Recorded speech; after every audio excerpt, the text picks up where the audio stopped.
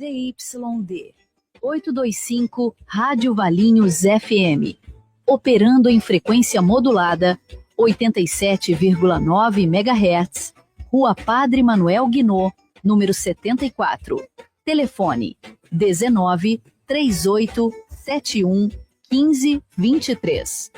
Rádio Valinhos FM 87,9. A voz da nossa gente. Esse programa é uma produção independente e todo o conteúdo é de responsabilidade de seus idealizadores. A Rádio Valinhos, a voz da nossa gente, apresenta o programa Não Há Nada a Rejeitar. Sua vida sob uma nova perspectiva. A apresentação, Castier Stackflat.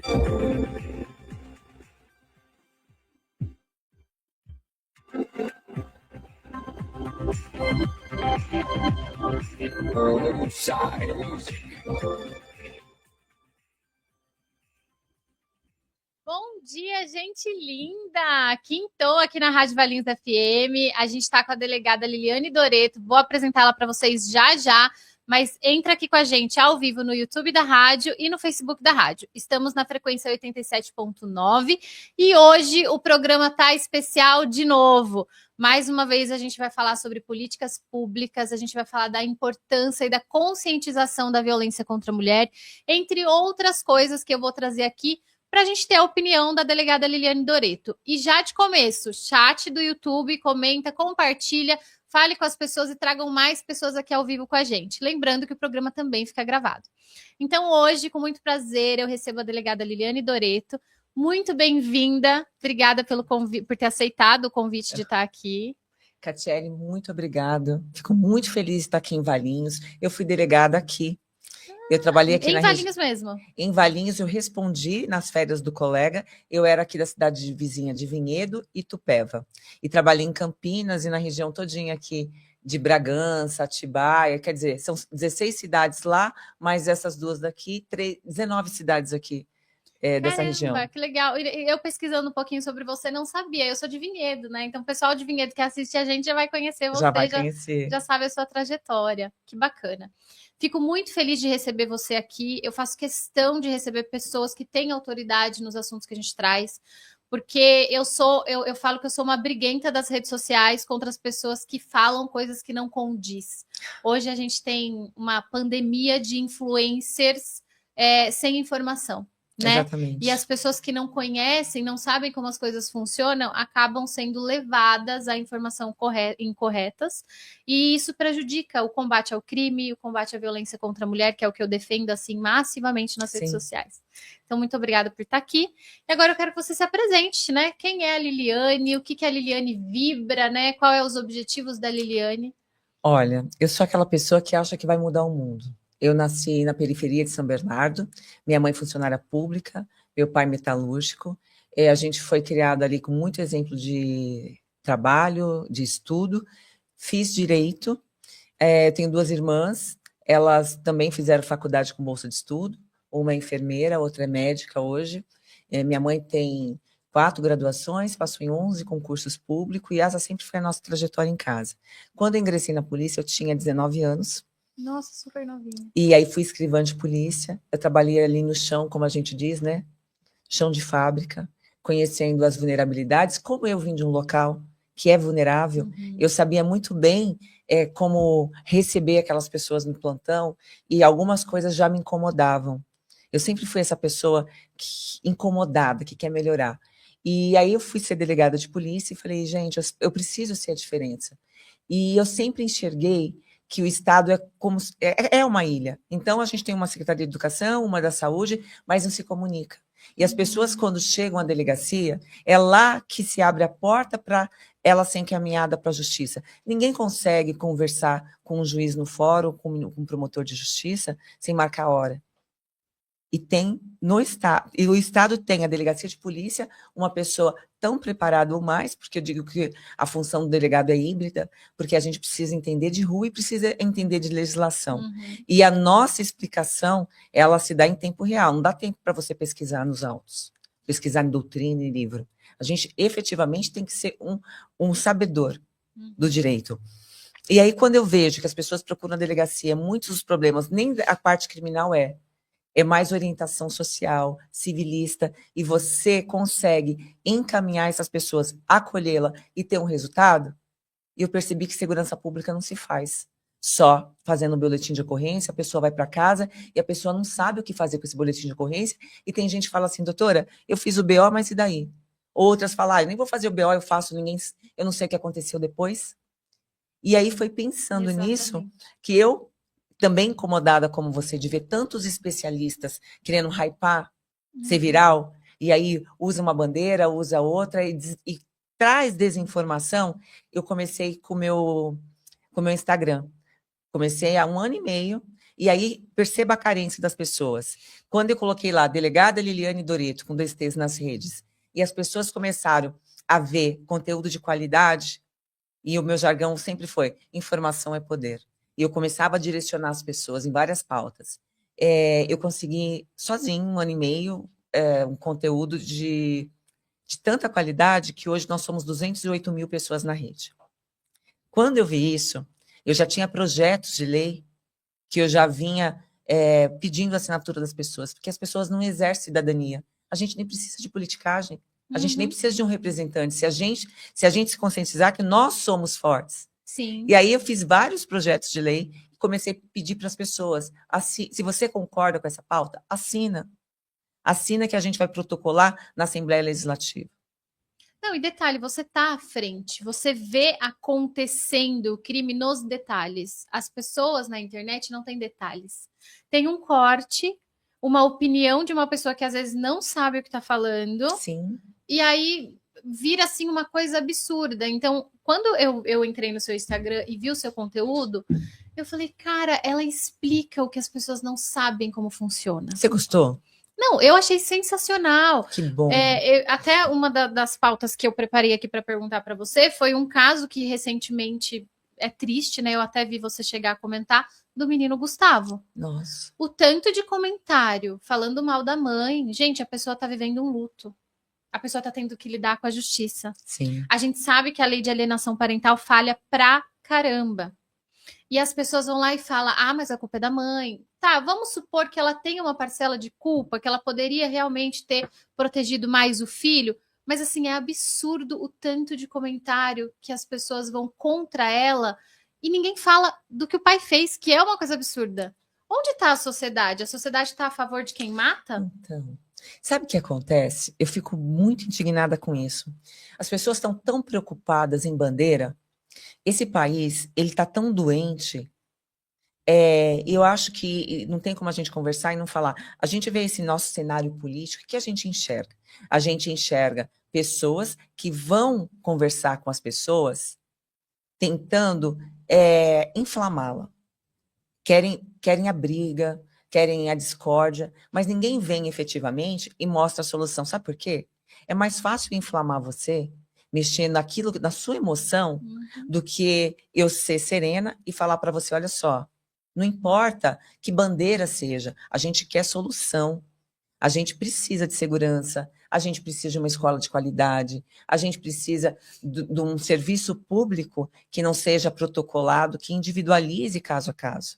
Tem um caso do menininho de 14 anos, que ele vai para a rede falar que ele quer ser empreendedor, que ele vende doce no Farol, e que ele é ótimo aluno, ele mostra a casa, os pais têm uma boa condição, ele tem educação, e aí o Conselho Tutelar quer incriminar o pai e a mãe por exploração de trabalho infantil. E aí ele fala, mas eu só quero trabalhar. Aí, veja que absurdo isso. Efetivamente, a gente não pode colocar uma criança vendendo doce no Farol por conta do contexto de vulnerabilidade. Ok. Mas o Estado está diante de um menino que é empreendedor, ele é um talento. Se você vê o vídeo na rede, se você vira o vídeo na rede social, você fica encantada com a oratória. Esse é um talento. E aí, quando você vê a Lei de Diretrizes Brasileira de Educação, a LDB, você vê que a própria sociedade, quando participa ali da reunião de pais, ela pode solicitar algumas matérias. É uma língua estrangeira, é um curso de empreendedorismo. E por que não pegar esse aluno que é um líder e a escola acolhê-lo e fazer com que ele vire uma potência que sirva de exemplo para outros colegas? Então, quando um conselho tutelar vai a esse local, tem que enxergar o caso concreto, fazer uma avaliação. Nesse caso, é acolher essa criança e direcionar. Sim. Não é punir os pais. Você entende como as pessoas são engessadas? Você acha que, exatamente nisso que você está falando, é um ponto que eu tenho tentado pesquisar mais. O fato do conselho tutelar não ser uma pessoa formada para lidar com pessoas, é simples ali, você vai lá e vota, a pessoa mais votada está ali no conselho tutelar. Você acha que isso prejudica o trabalho em si? Claro, não tem preparo. No mínimo, tinha que ser um bacharel em direito. No mínimo, eles têm que estar preparados. Olha um caso que aconteceu. Eu, quando delegada titular no 8º DP de São Bernardo, Alvarenga, ali é uma comunidade. Um aluno, ele bateu na professora, batia nos alunos, e aí o conselho de classe tirou ele da escola. Tem um nome técnico para isso, que eu não sei mais. Mas na minha época era expulsão. Não existe mais esse termo, porque não é bom... moralmente, não sei, socialmente dizendo, não sei nem que ideologia que é essa, mas enfim, é expulsão. E aí a mãe foi reclamar no conselho tutelar, o conselho tutelar forçou a escola a receber esse aluno de novo. Quando você repreende um aluno, você também está educando e preparando ele para o não, e o não é muito válido, e preparando ele e a família para que eles entendam o caráter, né, criminoso da conduta ou imoral, e isso tem que ser uma lição. Agora, quando você obriga a diretora a aceitar esse adolescente de volta, o que aconteceu? Você ensinou para esse adolescente que ele pode tudo, que não há consequência. Exatamente. E você desmoralizou a instituição. Então, que sistema é esse que não sabe individualizar cada conduta? Você entende a minha preocupação?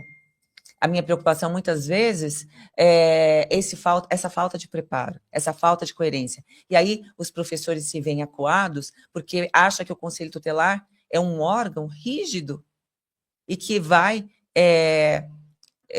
prejudicá-los ou que, efetivamente, vai levá-los para uma sindicância. Então, eles ficam acuados, porque também falta não é inteligência, mas falta a compreensão da lei. As pessoas leem, mas não sabem interpretar e aplicar. E aí tem essa necessidade de consumir conteúdo nas redes sociais de pessoas que não estão preparadas para falar do assunto. E que só falam da dor, logo você se identifica, porque eu vejo que está todo mundo perdido. Uhum. Né? Eu vejo colegas meus são delegados de polícia nas redes, que eu falo, cara, isso não representa a polícia, isso não é a polícia. Mas eles fazem isso para quê? Porque eles querem seguidores. Uhum. Eu estou falando de segurança pública porque é minha área. Então, assim, eu posso falar só do que eu entendo. E é isso que me incomoda, a desinformação. Sim. Entendi. Eu vejo itens agravantes, né? Um deles que eu vejo é a falta de impunidade, que eu não consigo entender, porque eu não sou da área, eu não consigo entender por quê. Eu te explico. Por exemplo, um homem bate numa mulher, daqui 2, 3 dias ele tá solto. Foi pego em flagrante, tá solto. Eu não consigo, porque assim, eu entendo muito de dependência emocional. Eu sei que essa mulher pode chegar lá e tirar o boletim de ocorrência. Não, meu amor, não é isso.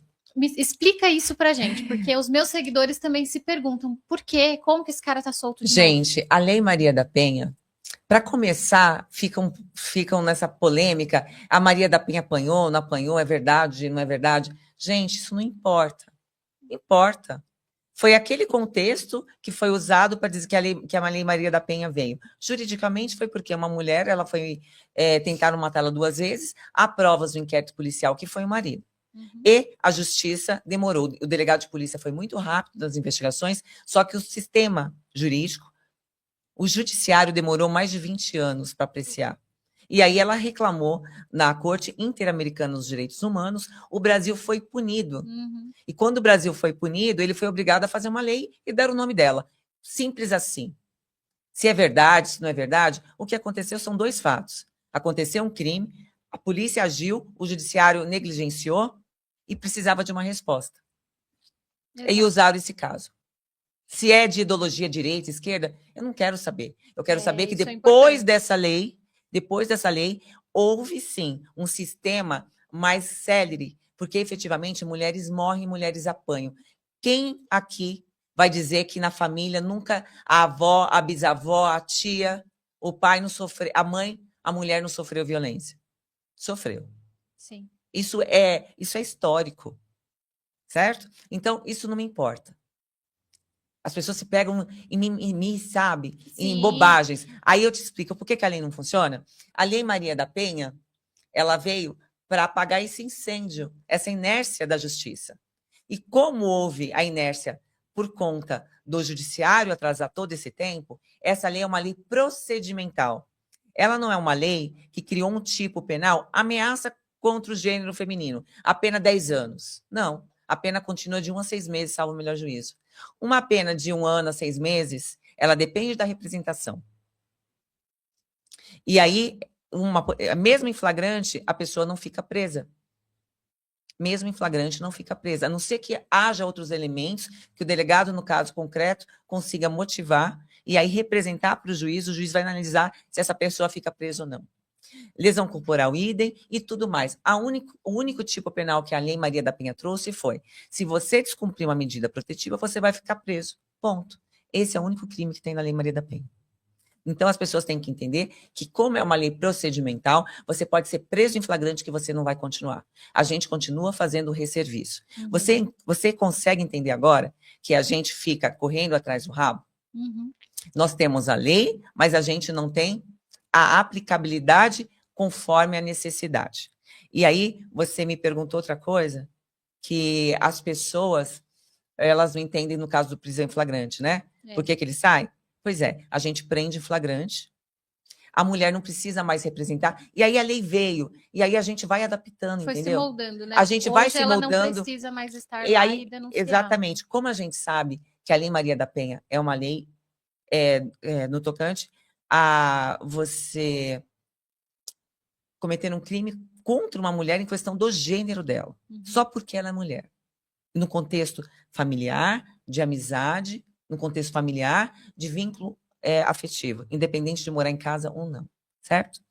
Com o tempo, a gente viu que isso é insuficiente. E a lei vai se aprimorando e se adequando. Mas ela continua com a mesma sensação de impunidade. Por quê? Aí eu te explico vários pontos. Quando uma mulher ela tem um agressor dentro de casa, por conta do vínculo afetivo, quando a gente vai fazer uma investigação, ela não vê aquela pessoa como aquele ladrão, por exemplo, que colocou o cano na sua cabeça. Ela tem memória do dia que pediu namoro, ela tem memória do beijo, da memória de quando ficou grávida, quando tem o filho. Aí tem aquele discurso que a gente começa a normatizar: poxa, mas ele é um bom pai, ele coloca dinheiro em casa, você não precisa trabalhar, o mundo está tão difícil, você vai conseguir trabalhar? Muitas não estão mais no mercado de trabalho. E outras, acontece o seguinte: e se ela fizer o BO, ela vira estatística. Eu cansei de fazer boletim de ocorrência, no meu próximo plantão a mulher virar estatística. Porque o boletim de ocorrência, muitas vezes, é a sentença de morte. É, sim. Então, as pessoas ficam assim: vai fazer BO. Ah, mas por que não fez antes? Porque ninguém está na pele dela. Ela está fora do mercado de trabalho, ela tem relação afetiva, tem a família que pesa, tem a normatização que ela começa a achar: não, mas isso eu posso ponderar. Porque a mulher tem disso.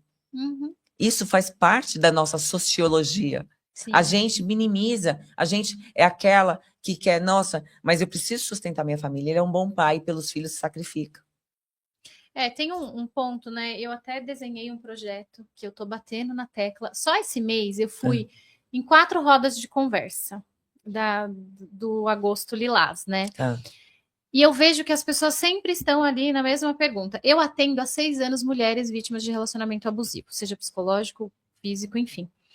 O que eu tenho percebido? Quando a minha paciente começa a se libertar da dependência e ela fala não, automaticamente ela já está em risco de vida. Exatamente, e aí começa. E aí eu comecei a bater na tecla do vamos ver o sistema da mentalidade do agressor, porque a gente precisa olhar para isso. Peraí, eu coloco ela em risco, mas o cara não tá nem aí se tem uma medida protetiva. Ele tem um controle. É um papel. A insegurança dele é tão grande, ele não quer sofrer aquela rejeição, que ele vai matar e vai se matar. Esse é o ponto. E outro detalhe. Quando uma pessoa está determinada a matar, é um kamikaze, ele vai matar. Ele vai matar. Ele não, porque é uma questão neurológica. Segundo a neurociência, ele não dá conta da rejeição, da insegurança. Aí o meu projeto visa você olhar antes para aquele agressor, que é o gargalo. Tipo, como que eu vou olhar antes? O primeiro boletim de ocorrência, essa pessoa já tem que estar encaminhada num Então, processo psicológico. o seu projeto de lei deve ser o mesmo que eu protocolei junto com o deputado Fausto Pinato nessa segunda-feira. Chama Brasil por Elas. Entra lá na página, no link, e veja Brasil por Elas. Exatamente isso, você foi perfeita. O que acontece? A gente precisa, a Lei Maria da Penha, ela não pode escalonar. A gente só tem o feminicídio quando esse crime inicial, esse boletim de ocorrência que foi feito lá atrás, que já foi um grito de ajuda, é um pedido de ajuda, um boletim de ocorrência. Ele não foi visto individualizado, ele não foi feita uma triagem. E nem em caráter de urgência. E nem caráter de urgência. Tá, então, a urgência está no seguinte: fez o boletim de ocorrência, o que você tem que fazer? Muitas das vezes, o cara nem entende o caráter criminoso da conduta dele, porque é um costume, ele viu o avô fazendo, o pai fazendo, os amigos fazem. É natural. Ele não tem também a percepção. Em muitos casos, a gente consegue êxito, a gente consegue recuperar a família. E o que acontece? O projeto fala exatamente isso. Fez o boletim de ocorrência, a gente intima imediatamente o autor, a gente pega essa mulher, a gente coloca esse cara imediatamente num programa de reeducação, com assistência sociopsicológica, assim como os filhos desse casal e essa mulher. Perfeito. Essa mulher, ela tem que ser acolhida pelo município, porque a gente tem muita pessoa, a gente tem muitas empresas e comércios que não tem mais mão de obra. Que as pessoas não querem mais trabalhar, porque elas vivem de auxílio. E tem muita mulher dentro de casa que ela saiu do mercado de trabalho. Tem muitos municípios que precisa fazer esse intercâmbio entre quem precisa de mão de obra e quem está fora do mercado de trabalho precisa ser treinado para ingressar no mercado de trabalho, porque aí eu recupero a minha autonomia patrimonial e aí eu recupero a minha dignidade. A gente sem dinheiro e autonomia, a gente não é ninguém. Não é ninguém. Não é ninguém. Ponto. Então, você leva essa mulher para cá, você já verifica individualmente se esse cara tem potencial de efetivamente cometer aquele crime. Se sim, ele precisa de uma tornozeleira. Mas essa tornozeleira, ela precisa vir com algum dispositivo de, por exemplo, um taser, onde essa mulher, ao menor perigo, ela consiga acionar esse cara ser paralisado até que a patrulha Maria da Penha chega. E a gente já tem isso em algum lugar no Brasil? Não, meu amor, por isso que eu fiz a lei, protocolei, estou ansiosa. E tem outro problema. Quem é que conhece? Eu fui delegada aqui na região. Tem municípios que não tem.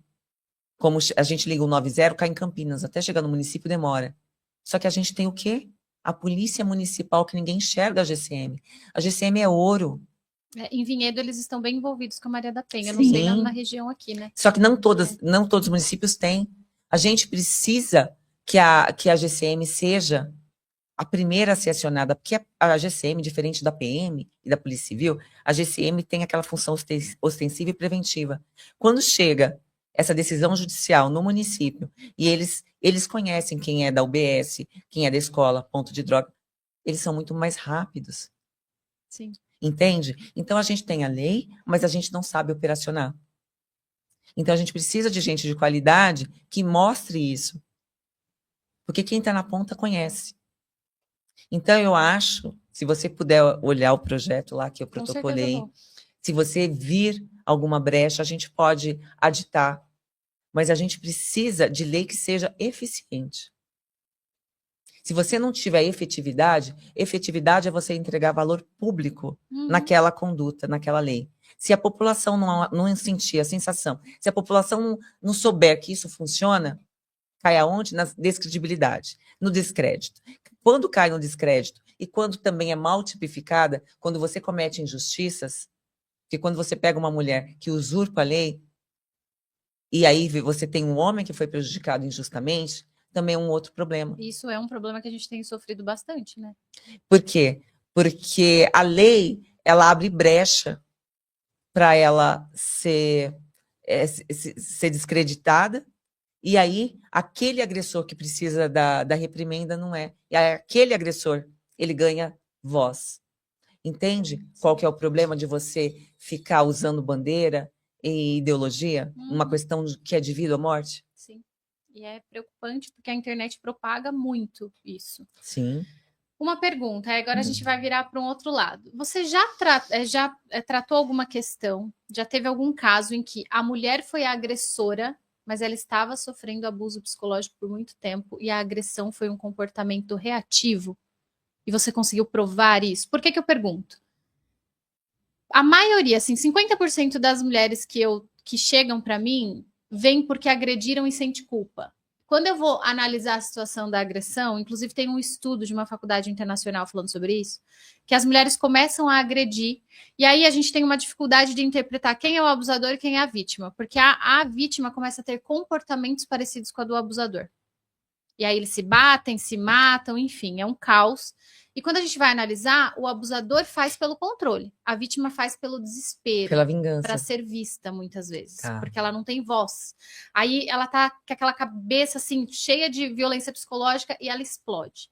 Você já pegou algum caso assim? Não, inacreditável não, na delegacia não chega. Nunca peguei um caso assim, mas eu pego algo que decorre disso. Eu já peguei muito caso de criança, os filhos do casal, começarem a ser agredidos pela mãe. Porque A mãe sofre violência. Porque como a mãe sofre a violência, ela começa a descontar nas crianças. É um comportamento que começa, que deflagra nela por conta dessa violência. E aí eu consigo chegar no casal. E aí eu encaminho. Isso não é um protocolo, entende? Isso deveria ser um olhar de todos os delegados Sim. de polícia. E aí eu encaminho a família, e especialmente a criança. E aí eu fiz um projeto de lei para as crianças, para que as crianças sejam protegidas, tanto no âmbito de abuso sexual, quanto no caso de qualquer violência. O que acontece? Na época da pandemia, eu trabalhava aqui em Nazaré Paulista. Eu vou te falar que eu nunca peguei tanto crime sexual quanto a criança. Era estupro atrás de estupro, e sempre os entes da família. Especialmente pai, tio, primo, irmão. Era nessa ordem, assim. E eu via que aquilo só chegava ao meu conhecimento depois que a criança, um dia, aleatoriamente, a professora comentou alguma coisa, ele comenta para o amiguinho. Amiguinho comenta com a mãe, mas ninguém quer se meter.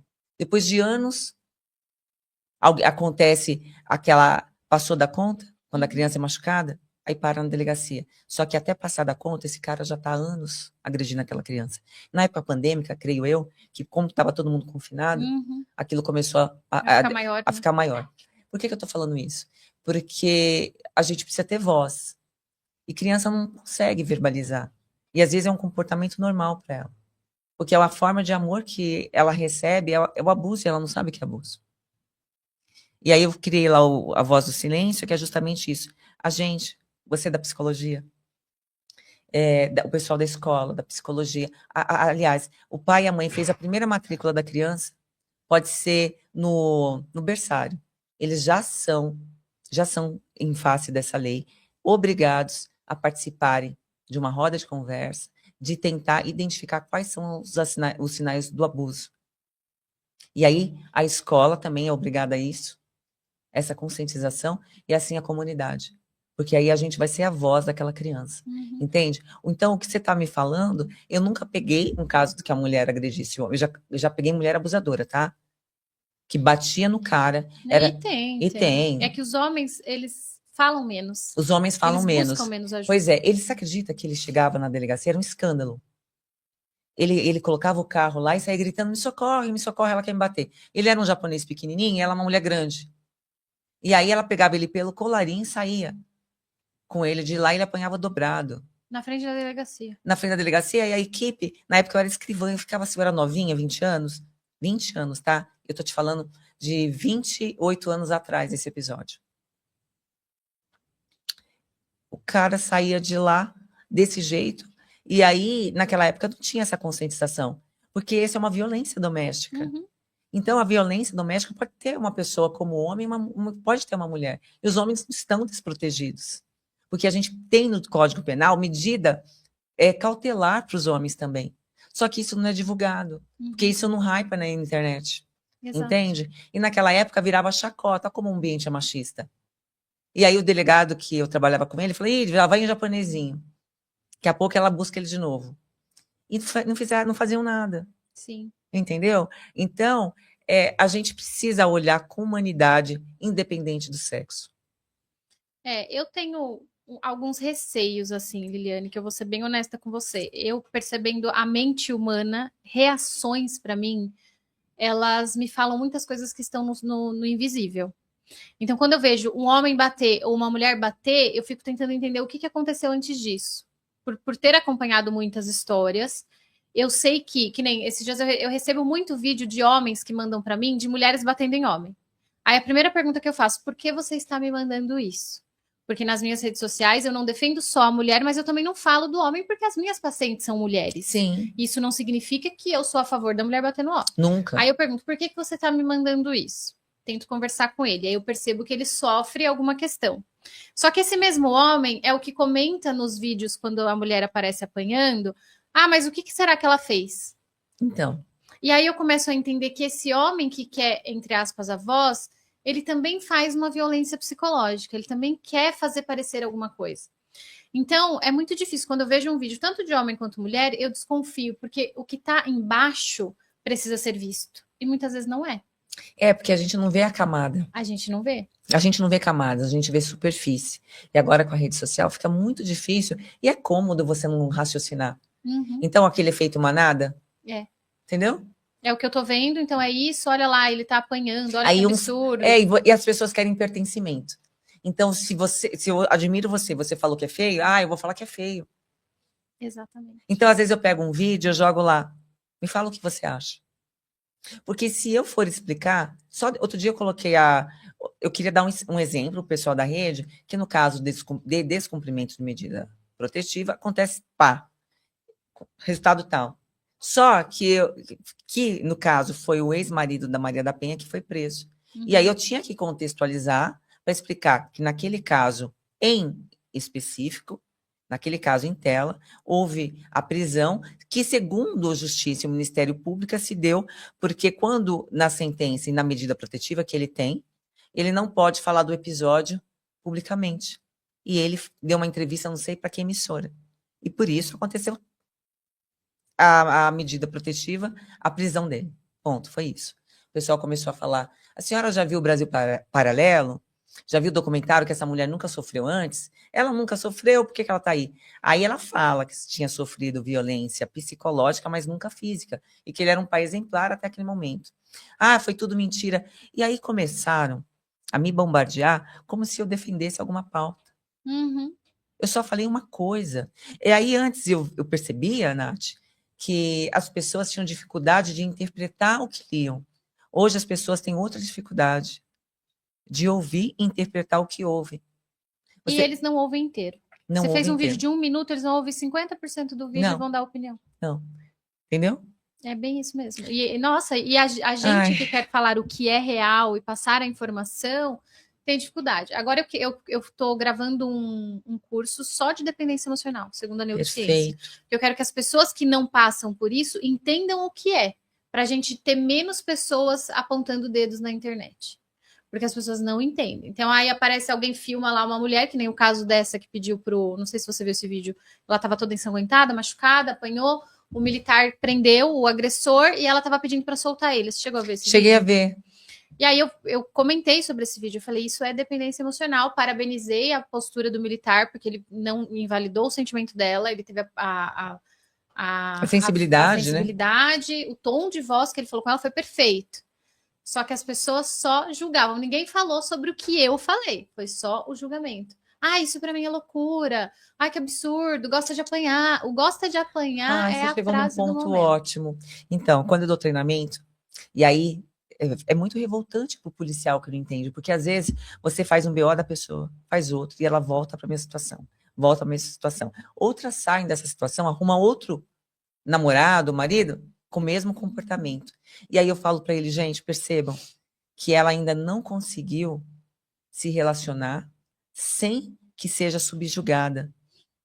Porque ela tem algum problema anterior, familiar, e ela não consegue se relacionar diferente. Não é que ela é safada, é que ela tem dependência emocional. E para quem não tem, é muito difícil de entender isso. Uhum. E é muito invisível, né? E como a dor é invisível, as pessoas não veem marcas, Então fica muito difícil das pessoas entenderem, compreenderem. Porque isso demanda uma sensibilidade que nem todo mundo tem. Exatamente. E é importante o contraponto. A mulher tem mais facilidade da dependência emocional. E ter essa questão de deixar ser tratada dessa forma. Por quê? Mas o homem, veja bem, a facilidade, eu não estou falando para... Gente, Não, entenda que não estou generalizando, mas na maioria das vezes, o homem que tem a dependência emocional, a facilidade dele é o quê? Ser controlador. Por isso a reeducação é importante. Eu nunca pensei assim. Quando a gente vê o cérebro masculino e feminino, Tá. a mulher que tem dificuldade de lidar com a falta e rejeição, ela vai ser a pessoa que vai ser abusada, porque ela vai deixar ser tratada daquela forma. O homem, no mesmo problema que a mulher, ele vai querer controlar. Ele vai ter essa necessidade de controlar. E se ele perde o controle, a dor, a angústia é tão grande e ele vai para o extremo. Então, segundo a neurociência, não vamos generalizar porque as pessoas não são iguais. Mas assim, a gente tem, vamos dizer que a gente tem uma regra, né? E que não pode ser generalizada, obviamente. Mas isso tem a ver com o quê da natureza masculina e feminina?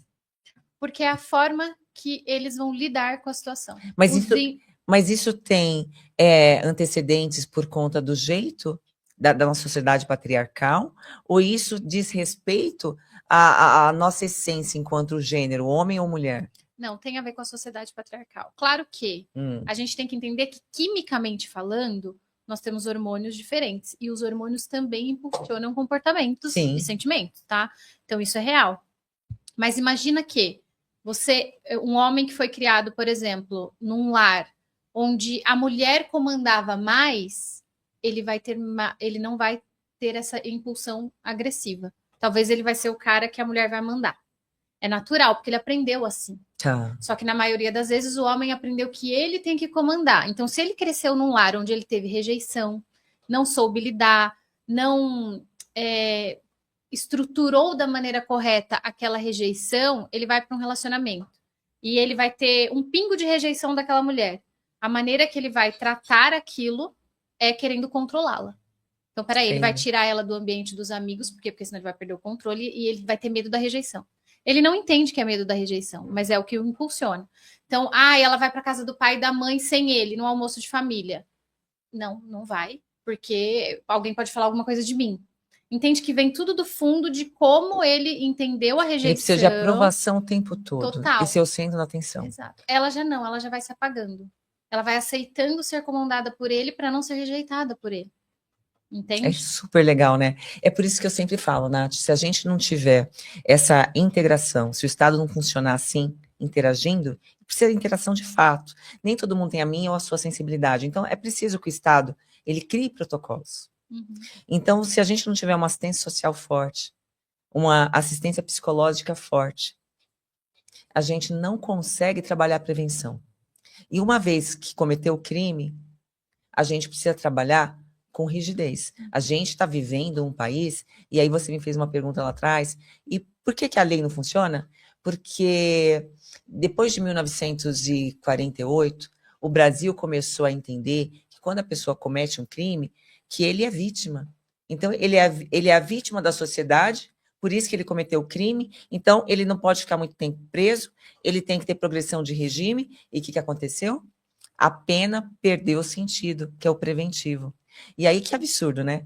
Você comete um crime, mas a culpa é da sociedade. E aí eu, trabalhando na segurança, eu falo, eu cansei de prender traficante, homicida, latrocida, que mora numa casa humilde, mora na periferia, falta tudo, mas não falta família.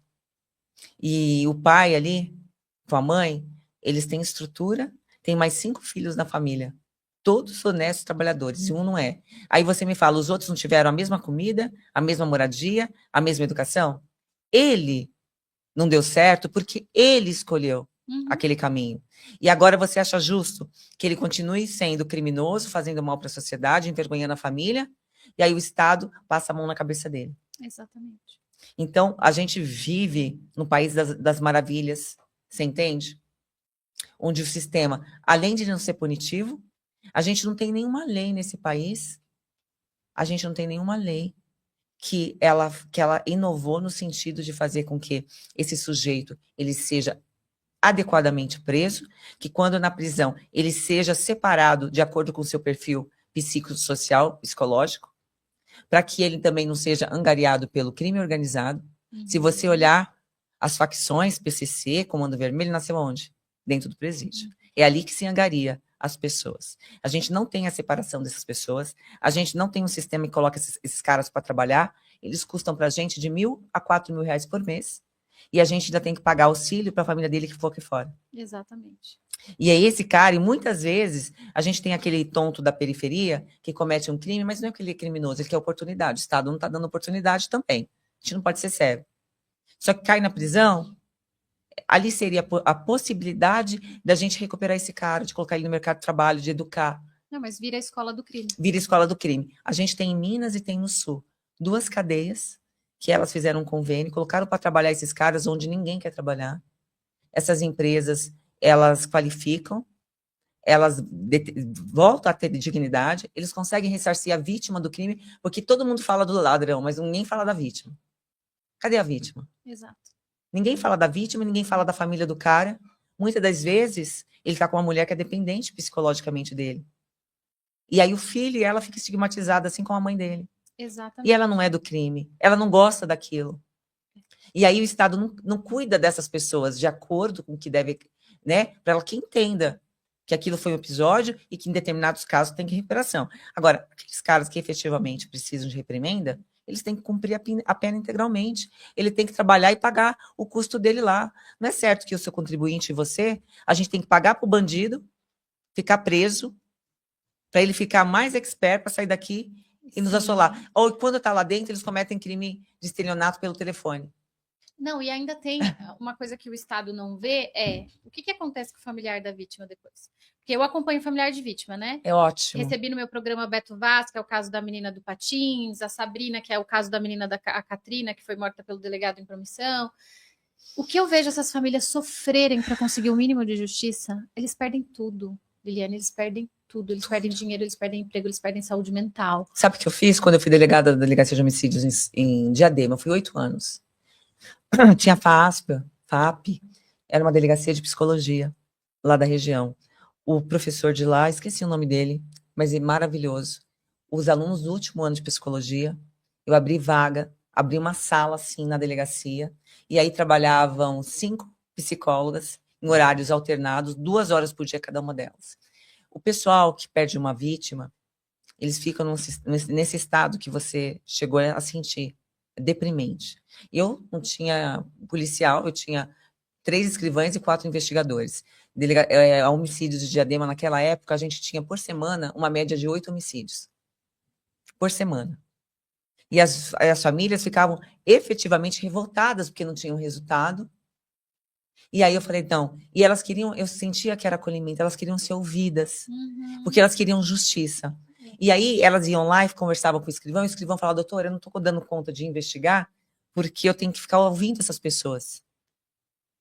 Porque isso também, a gente é um psicólogo, tá? Na delegacia a gente faz muito papel de psicologia. Não, tem que ser, né? Imagina, vocês recebem coisas extremamente vulneráveis. E o que eu fiz? Coloquei esses alunos quintoanistas para trabalhar na delegacia, cara. Deu tão certo.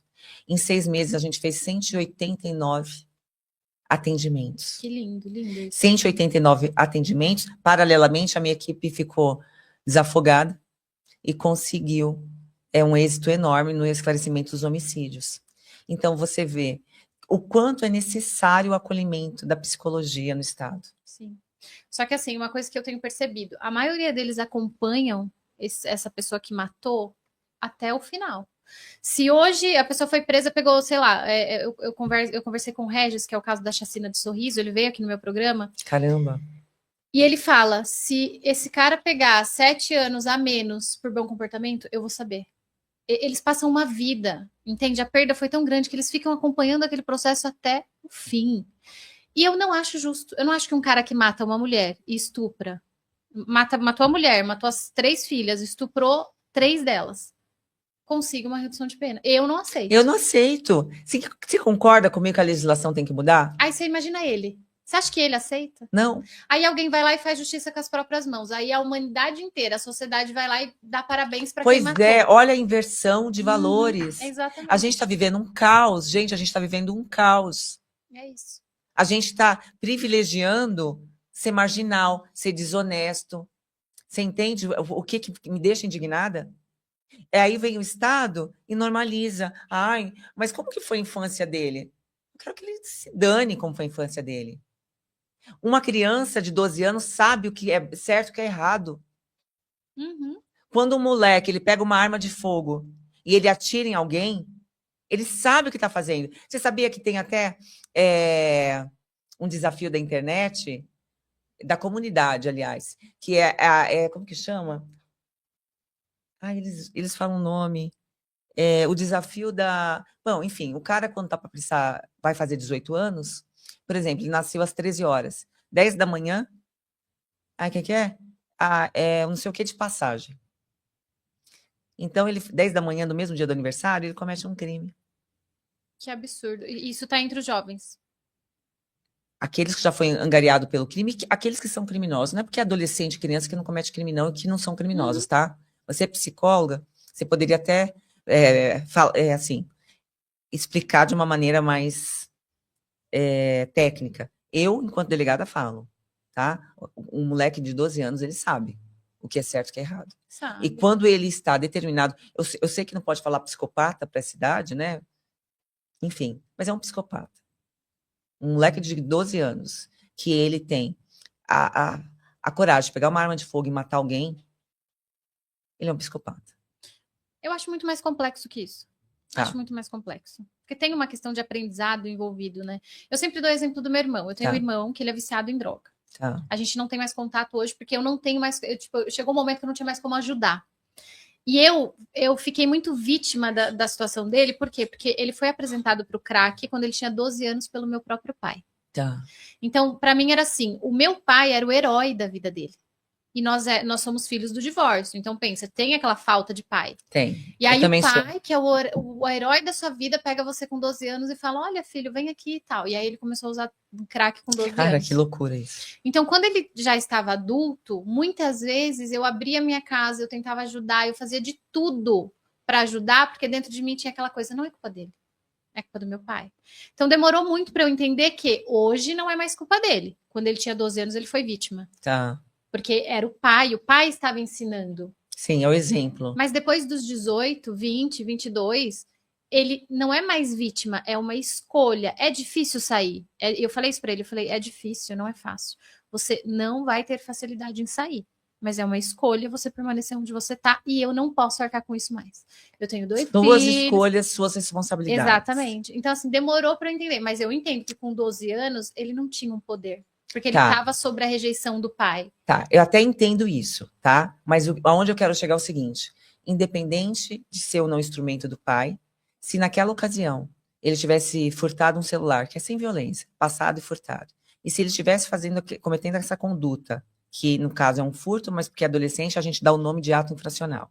Ele tivesse ido para a delegacia, e naquela ocasião, o delegado de polícia apresentasse ele numa audiência de custódia e o juiz tivesse a percepção, a sensibilidade de fazer com que ele cumprisse ali uma medida protetiva para ele ficar internado, porque ele está assolando a comunidade. Eu não posso ter meu celular furtado porque o cara tem problema de família e eu usou crack, enfim. Ele tem que ser punido. Ele tem que ser punido. Mas que a punição dele fosse educação. Ele ter uma nova possibilidade de mudar o mundo, tendo ali uma qualificação, fazendo esporte, e a família toda ao redor, fazendo essa internação junto com ele, interagindo com ele, e ele cumprisse integralmente a pena, independente de não ter passagem, nada. Mas a gente individualizar. Um psiquiatra falar assim, essa pessoa, ela tem dependência química, é uma criança, a gente precisa acolher. Responde para mim, agora é uma pergunta. Você acha que ele teria tido uma outra possibilidade de vida hoje, enquanto maior? Aí a gente consegue medir se ele é psicopata ou não, porque é o resultado. A gente sabe que vai ser uma escolha. Ele teve oportunidade de mudança. Agora, se eu te falar, eu tenho um projeto de lei que chama drogadição. É justamente isso. Santos tem muito morador de rua. Mais qualquer lugar, porque onde tem uma bica de água doce e tem praia, a gente tem uma concentração muito grande de vulneráveis. E tem um outro problema. A quantidade de furto e de roubo é assombrosa. Eu peguei, no ano retrasado, um cara que ele tinha 17 passagens por furto de fio e, na virada do ano, ele pegou um zelador de um prédio, de um hotel no centro, foi furtar fio com os amigos. E pegaram, amarraram o cara e mataram. Depois de 17... Adolescente. Não era mais adolescente. Mas o que eu dou nesse exemplo? O cara já tinha entrado 17 vezes no sistema, passado por uma audiência de custódia. Qualquer pessoa percebe que ele está cometendo crime para sustentar o vício. Você é da família, vamos supor que eu tenho um filho e está na rua. Será que não seria essa oportunidade desse indivíduo, ele ser recuperado, não seria o dia da prisão dele? E a oportunidade da sociedade ficar longe desse cara na rua, cometendo crime e escalonando no crime? Sim. Esse cara precisou passar 17 vezes pela justiça, 17 vezes ser solto e ele ficar cada vez mais robusto. Ele escalonar para até matar. Será que não teria recuperado antes? Entendeu, Nath? Sim. Por isso que eu fiz esse projeto de drogadição. Tá lá no meu Instagram, gente. Olha lá, por favor. Não, isso é imprescindível, não tem como. Você entende? Se a gente parar para pensar que vamos ser simples, não vamos falar de crime, vamos falar da gente, normais, seres humanos aqui. Quando a gente está fazendo uma coisa nova, a gente tem medo. Sim. A gente faz. Quando a gente faz a segunda vez, é mais fácil. A gente já perdeu o medo. A terceira, nossa, já tá normal. Sim. Então você imagina, a pessoa cometeu um crime. Vamos supor que ele assassinou uma pessoa. A impunidade não aconteceu, não teve a reeducação. Ele vai fazer a segunda. Exato. A terceira já virou normal. Você entendeu por que eu fico batendo nessa tecla? Não adianta, agora é época de política, o pessoal fica falando, vamos colocar Smart Sampa, um monte de equipamento de inteligência. Para quê? O Guilherme morreu segunda-feira com 2 tiros no peito. Você viu isso lá na freguesia do Ó? O pai foi levar o menino, é investigador o pai, para comprar pipa, 10 da manhã. Aí eles foram abordados por um cara motoqueiro, e o menininho ele recebeu 2 tiros no peito. Nossa. Meu, que tragédia. E aí esse cara que matou, ele já tinha, no mesmo dia, cometido 4 roubos de celular e de aliança. Aí eu pergunto para você, se tecnologia tem lá em São Paulo, né? Você tem leitura de placa, você tem Smart Sampa, você tem um monte de coisa. Muralha. Ele deveria ter sido preso na Que segunda adianta você ter tecnologia se a guarda municipal não está interagida com a polícia civil, com a polícia militar e não chega antes? Uhum. Você entendeu? Não tem... Gente, pelo amor de Deus, preste atenção. Tem que funcionar. Tem As que coisas... funcionar. Quando alguém falar para você, não pensa que tecnologia resolve tudo se você não for a pessoa humano que sabe interagir tudo isso. Entendeu? E aí você paga mal o policial. Sim. Aí você vê um juiz ganhando 500 mil reais. Você viu isso? Não vi Até também. o STF, até o Alexandre de Moraes ficou perplexo. Tem juízes no estado de São Paulo ganhando 495 mil. Está na Folha de São Paulo. Uau! Tá? E o que um juiz... Eu sou da área, tá? Eu poderia ser juíza se eu quisesse, eu não quis. Promotora se eu quisesse, eu não quis. Escolhi ser delegado de polícia. Eu não acho que mesmo que eu sentasse ali com uma toga preta, eu posso ganhar 500 mil reais. Aliás, eu acho que quem está na rua, quem faz um serviço tete a tete com a população, tem que ganhar bem.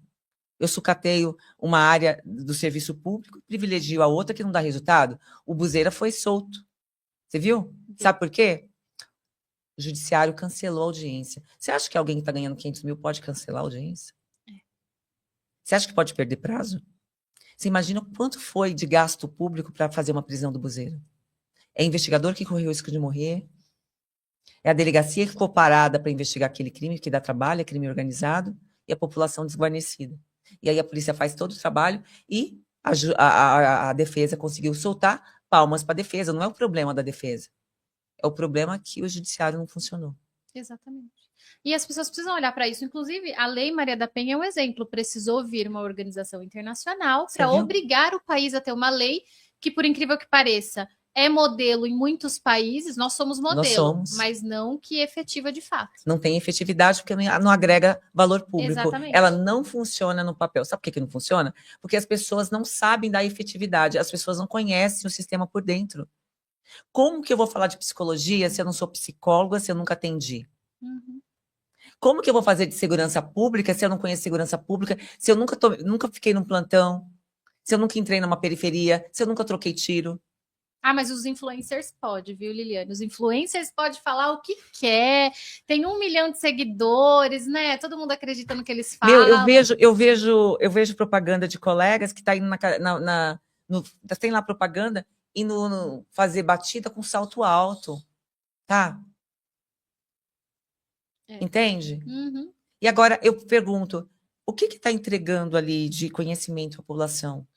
Então esse trabalho nosso é muito triste, é muito difícil, sabe? Porque não é que não, tudo bem, cada um faz o que quer, tem a sua imagem, mas assim, a gente precisa escolher qualidade no que vê, no que assiste, no que pensa. A gente não pode ser feito de manada. Não. Eu não acho errado querer a visibilidade. O Nem problema eu. é até onde a pessoa vai pela visibilidade. Eu vou passar uma informação incorreta se eu sei que não é isso? Eu vou, entende? Mas Esse o problema é o problema. seguinte, sabe o que eu acho muito injusto? Por exemplo, você tem que chegar na rede social porque você fez um trabalho de destaque e a rede social é uma consequência do trabalho.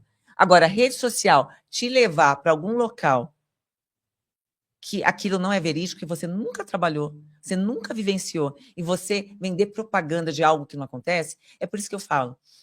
Agora vai ter período de eleição. Eu estou ensinando lá o pessoal a aprender como votar. E o que faz um deputado? Uhum, O que faz um deputado? Muita gente não sabe. Da minha idade, eu fiquei chocada. E não sabe. Então, quando eu coloco lá, cara, o cara, lógico que ele não faz plano de governo, mas ele tem que ter um projeto. Uhum. Ele fala de uma pauta. Eu, por exemplo, segurança pública, eu vou falar de alguma pauta na segurança pública. Eu tenho legitimidade?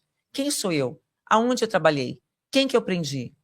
Você já conversou com as pessoas que falam de mim? Mas não é para olhar só quem me elogia. É para olhar quem não gosta de mim também, e aí você contextualizar. Exatamente. Porque a opinião também não pode ser sentença de morte. Quantos processos que eu tenho? Na corregedoria eu tenho 24. Fui condenada por 1. Não, isso é perfeito. Eu fui condenada por 1 porque um colega de polícia, o juiz mandou eu prender uma mãe por sequestro do próprio filho, por telefone. Eu falei, excelência, tá bom, eu sei que o senhor tem dificuldade de executar, de fazer, né, lavrar um auto de prisão em flagrante, mas manda essa ordem por escrito. Ele falou, eu vou acabar com a tua vida e com a sua carreira, porque eu estou mandando. Eu falei, tudo bem, mas ordem verbal, além de ser ilegítima, eu só não falei isso para ele não ficar mais chateado. Eu não posso cumprir. Uhum. Ele falou que ia acabar com a minha vida, me levou para a corregedoria. Chegou na corregedoria, todo mundo ouviu, falou, e aí o delegado tinha 6 anos de polícia, eu já tinha mais de 20. Ele falou assim, mas a senhora não pode tratar assim um juiz. Eu falei, olha, eu estou dizendo que ele mandou verbalmente, gritando comigo no telefone. Protocolo E a ordem protocolo. é ilegal. A ordem é ilegal. Não é porque ele é juiz, eu sou delegada, não tem hierarquia entre as funções. Aí ele colocou no final do relatório dele que eu tinha que ser condenada, porque, salvo o melhor juízo, eu estava envolvida com essa mãe e que ali tinha crimes de... Colocou um monte de coisa, até tráfico de criança internacional. Quando eu li aquilo, eu sou colérica. Eu fiz uma representação pedindo para que ele explicasse o que é salvo o melhor juízo, porque se ele é delegado, ele tem que saber, ele que tem que investigar, não concluir. Com base em quê que ele colocou aquele monte de crime? Aí eu coloquei que ele tinha conhecimento raso, lógico, não fez investigação. Ele falou que tinha sido difamado. Aí foi lá para a Corregedoria de São Paulo, que era de Campinas. Chegou lá, o colega falou, não, a delegada só pediu para você se manifestar, não tem nada de errado. Voltou para Campinas, a promotora, quando recebeu isso, colocou lá que era uma injúria qualificada, me representou. Detalhe, perdi meu réu primário. Tive que pagar para o colega porque ele ficou muito chateado. Tomei 5 dias de suspensão porque o coleguinha ficou triste. Aí eu falo para você, qual que é a lógica disso, a coerência? Nenhuma. Do mesmo jeito que a lei de alienação parental não tem coerência. Não tem lei. Você acredita que não é tipo penal? Não tem tipo penal de alienação parental. Não sabia disso. E aí as feministas, quando eu falo que tem que ter uma lei de alienação parental, porque é impossível que qualquer adulto, parente, mãe, pai, use a criança como instrumento de vingança. É absurdo. E não tem tipo penal. E não passa, sabe por quê? Porque as feministas falam que isso vai dar privilégio para os homens. Cara, não é sobre o homem, é sobre a mulher, não é sobre gênero. A Maria da Penha não é uma lei de gênero. Na verdade, o que eu enxergo? Que ganha na questão da alienação parental quem manipula melhor. Exatamente. Eu perdi a guarda do meu filho mais velho porque o meu ex-marido manipulou melhor do que eu. E você é mulher. Porque eu pensei no meu filho, então não, meu filho precisa do pai e mãe. O pai pensou que eu vou manipular o meu filho porque eu não quero que ele fique com a mãe. Ganhou quem manipulou mais. Simples assim. E você é uma mulher relatando isso. Então a manipulação é crime, tem que ser tipificado. Não passa no Congresso, cara. Não passa. Outro dia eu falei, cara, eu preciso falar disso na rede. Aí todo mundo já fica, não se pode falar nada. Deixa eu falar uma coisa. Eu não gosto dessas ideologias. A gente tem que ser pelo certo, pela justiça. A gente tem que mexer aonde não está funcionando. As pessoas param, gente, de ficar pegando bandeira. Não tem lógica. Parece papagaio. Papagaio com arma na mão, né? Que falta matar o outro, matar a família. Que ideologia é essa? Eu vejo o debate, eu percebo que as duas pessoas estão lutando pelo mesmo problema, mas elas estão focadas na briga. Na briga. Mas elas não querem resolver. Problema. É a mesma coisa. Todo mundo quer o quê? Todo mundo quer o quê? Quer emprego, quer ascensão social, todo mundo quer segurança, quer uma educação boa. Você quer ser empresário, você quer empreender, você quer fazer o país crescer. Foca nisso, galera. Exatamente. Foca nisso. Para de ser burro. Exatamente. Para finalizar, porque a gente já está estourando tempo, Falo eu queria sua opinião de um crime específico. Tá. Se você puder falar. Lógico. Porque é uma coisa que me chocou. O crime de promissão da menina Katrina, de 16 anos, que foi morta pelo delegado. A gente sabe que ele não teve a intenção de matar. Contextualiza para mim, eu não fiquei sabendo desse crime. O delegado, eu acho que é Vinícius o nome dele. O que aconteceu? Ele estava num rodeio, há 2 anos atrás isso aconteceu, e recentemente estava num rodeio, ele atirou para cima porque teve uma briga, mas ele não estava em serviço. E aí a bala acertou a menina Katrina, de 16 anos, e ela foi morta. Meu Deus. Ele continuou exercendo a função de delegado por muitos anos, a família brigando por justiça por 1 ano e 8 meses, conseguiram a exoneração do cargo dele. Sim. Aí o que acontece? O advogado dele hoje entra em todos os podcasts possíveis para defender, para falar, porque ele quer o cargo dele de volta. Ele não foi preso, está em julgado ainda, acho que ele vai para júri popular, porque teve a sentença agora. E a minha opinião, que eu queria que você me falasse, ele deveria estar exercendo a função, mesmo que ainda em processo? É muito sensível isso. Lembra aquele promotor que matou lá na Riviera? Estava passando no final do ano, aí mexeram com a namorada dele e deu um tiro. Sim. Olha que absurdo, ele continuou trabalhando. Olha lá na Riviera, vamos fazer uma comparação para a gente raciocinar os casos. Eu também não tenho uma opinião formada, eu quero concluir com você. Lá, o cara saiu no dia de folga, o promotor, geralmente não tem preparo, com uma arma de fogo. Mexeu com a namorada, ele atirou. Ele foi afastado e continuou ganhando todos os benefícios do salário de um promotor de justiça. Eu acho absurdo. É um absurdo. Mesmo que, detalhe, mexeu com a namorada, precisava atirar? Não, ridículo, ridículo. A pessoa não tem condições mentais. Tem que ser a gente tem que avaliar muito bem quem vai andar com arma de fogo, tá? Enfim, não tinha condições, é um absurdo. Um delegado, que ele vai para uma festa de rodeio, no dia de folga, mas a gente é policial 24 horas, a gente tem que intervir. Tinha uma briga, dá um tiro para cima, eu acho muito temerário. Despreparado também. Então, ele não tinha que estar no cargo. Na minha opinião, exato, eu também penso isso. E na minha opinião, vamos supor que... Despreparado. Agora tem outras questões jurídicas que a gente tem que ser lúcido também, né? São paralelos. Por exemplo, quando você pratica uma conduta, você tem responsabilidade no âmbito penal. Então, ali vai verificar se havia dolo ou não, se é coerente ou não. Fato típico. No âmbito civil, qual que é a responsabilidade civil? Ele vai ter que arcar com os danos da família, etc. E administrativo, que no caso ele tem um vínculo público. Então, essa falta de preparo dele é porque o Estado foi omisso, não preparou esse agente, assim como aquele promotor não estava preparado. Como que é avaliar tudo isso? Mas uma coisa é certa. Esse tempo que ele está querendo voltar para a polícia, ou se ele saiu da polícia, se ele estivesse estudando, ele conseguia ingressar de novo. Só que ele não foi julgado ainda. E é isso que me preocupa. Enquanto não houve julgamento, a gente está passando. Só que fica pior. Há alguns meses atrás, o pai estava panfletando. Óbvio, gente, a família vai panfletar pedindo justiça. Sabe que foi o delegado que atirou. Então, tá lá no cartaz. O que aconteceu? Que tragédia. O pai foi preso? Foi preso. A mãe teve pedido de prisão recentemente porque fez uma live no aniversário de morte da filha. Mas por que essa medida? E comentou, e detalhe, ela teve uma medida dizendo que ela não podia falar, porque ela não pode falar sobre o delegado. Só que no aniversário de morte da filha, ela fez uma live e ela contou o que aconteceu. E chorou e tal, faz 2 anos. Ela vive para ter a justiça. A família de Aí pessoas... ela teve o pedido de prisão. Que me parece que foi revogado agora, porque o advogado dela conseguiu provar a questão mental e todo o sofrimento. Não. Mas assim, o pai chegou aí preso. Ele com uma pessoa que estava panfletando. Aí eu olhei aquilo. Mas deve ter alguma medida. É assim, é muito difícil a gente não estar debruçado nos autos, né? Sim, Eu tô fazendo o que eu falei para não fazer, né? Ser sensacionalista. sim. Mas assim, dentro do contexto que você me disse, a gente quando se torna funcionário público, a gente... Eu vou falar, quando eu entrei para escrivão de polícia, 19, 20 anos, eu vibrava. Então eu queria andar sem placa no carro. Na minha folga, eu ia junto com o garra da cidade fazer operação, mão para a cabeça, eu achava o máximo. Quando eu virei delegado de polícia, falei, agora eu posso tudo. A primeira vez que eu assinei ali na direita do BO, falei, meu Deus, eu tenho que ser uma pessoa ilibada. E aí a minha vida ficou muito sem graça, porque aquela coisa da vibração você não tem mais. Então, quando você pega algumas pessoas da carreira que nunca passaram pelo chão da fábrica, não tem essa consciência que eu tive, porque eu trabalhei como escrivã, eu vi o comportamento dos outros delegados, eu já sabia o que podia dar ruim. Então, a gente tem um sistema também que emprega funcionário público somente pela prova objetiva, o saber jurídico. Aí você pega uma aberração, como eu peguei esse juiz na Nazaré Paulista. Você pega esse promotor, que eu te falei, aberração, não está preparado para o cargo. Às vezes é moleque.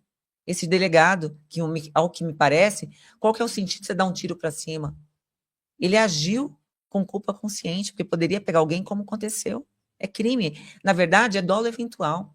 É a roleta russa que a gente fala. Um cara que comete um crime, que é ainda uma autoridade, efetivamente ela tem que sofrer uma reprimenda adequada. Isso não é injusto. Isso faz parte do ônus. Revolta a sociedade, do ônus. ver o que Isso faz parte do ônus. Sim. Você entendeu? Porque quem tem que defender cometer crime, a gente não é palatável. A gente não engole uma história dessa. Não engole. E aí você vê o pai sendo preso. Agora, por que o pai foi preso? Bom, eu não sei. É porque na verdade, de fato, teve acusação. Eu tô acusando ele, eu tô panfletando, falando mal do delegado, não podia, ele já tinha sido notificado. Tá. E aí ele chegou a ser preso. Então, assim, para mim a revolta é, poxa, a população não tá vendo ninguém fazer nada. Então dá aquela sensação de injustiça que propaga. Nath, imagina que você tem um sistema judiciário caro pra gente como é, com defensores públicos, com o Ministério Público. O Ministério Público ganha uma quantidade de penduricalhos, e aí o sistema não funciona, tá travado. Cadê essa galera, cara? Você recebe uma causa, só quem vai ser privilegiado, vai receber lá o bônus, é o seu tataraneto. É absurdo. Então a gente não sente a justiça funcionando. E aí a família fica em frangalhos. Perdeu uma filha, não tem vida, depressão, entre tantos outros familiares de vítimas, que eu poderia citar uma lista de nomes aqui. Isso é absurdo, cara, porque quando você é funcionário público, você tem que dar um exemplo. Uhum. Última pergunta, agora finalizando. Maníaco do parque, você acha que se ele sair, vai voltar a matar? Obviamente, você tocou no ponto. Estão fechando os hospitais maniconiais do Brasil. O pessoal sabe disso. Medida de segurança é um modo de você colocar o cara internado no hospital psiquiátrico e ele nunca mais sair. Aí fizeram uma reforma da psiquiatria, você sabe disso. Uhum. E fecharam os hospitais maniconiais, porque no passado usavam choque. Né? Ok, errado, mas vamos adaptar para a realidade. Exato. Não reforma o protocolo de cuidado. O protocolo de cuidado mudou, tá moderno, ninguém vai mais dar choque, vai torturar ninguém, cara. Mas colocar um cara solto, ele vai voltar a fazer vítimas. Eu não tenho dúvida disso. Eu vi uma entrevista dele falando de Jesus Cristo, eu olhava e cara, falava, olha o olho dele. Olha o olho. Ele é um cara mentiroso assim ao extremo. É um mitólogo. Ele vai, eu também acho que ele vai. Eu acho, né? Eu tenho certeza. E aí eu quero ver esses médicos que fizeram a reforma psiquiátrica, que estão fechando os hospitais maniconiais, o que eles vão falar depois que aconteceu. Você está vendo que está sendo anunciado que o maníaco do parque vai voltar a matar?